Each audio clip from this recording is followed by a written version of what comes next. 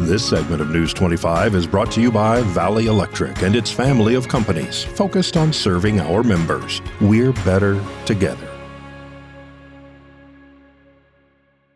Pahrump Valley Fire and Rescue often responds to fires sparked by various heat sources in the winter months. Fire Chief Scott Lewis tells us how to stay safe while keeping warm. Sure, well, there's so many different types. There's kerosene fire, which are pretty much outlawed in every state, and that's due to carbon monoxide accumulation, tip over, use of flammable and combustible liquids to refill them, things like that. The other type are mostly electrical. We talked about the fireplace a little earlier. That's a good way if it's constructed and installed correctly, it's been cleaned, maintained, and you're using appropriate types of materials such as fuels in there. It's never meant to douse wood materials or anything with combustible or flammable liquids.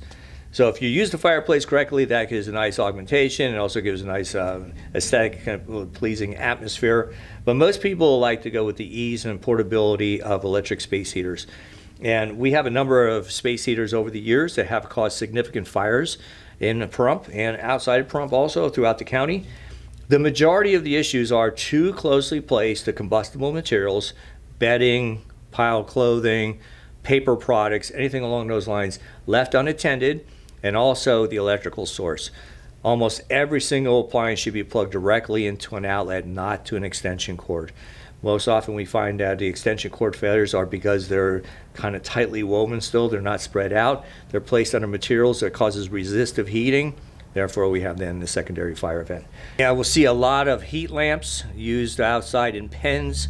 The pens usually have some kind of combustible material, straw or hay, something like that. They give comfort to the animals, but unfortunately, again, that material can become dried out, it can ignite, and therefore then you have a structure fire, that being what is containing animals. In addition, a lot of times they place them up against the houses, so now you have exposure extension to the primary dwelling. Some space heaters have a feature that shuts off when the unit tips over.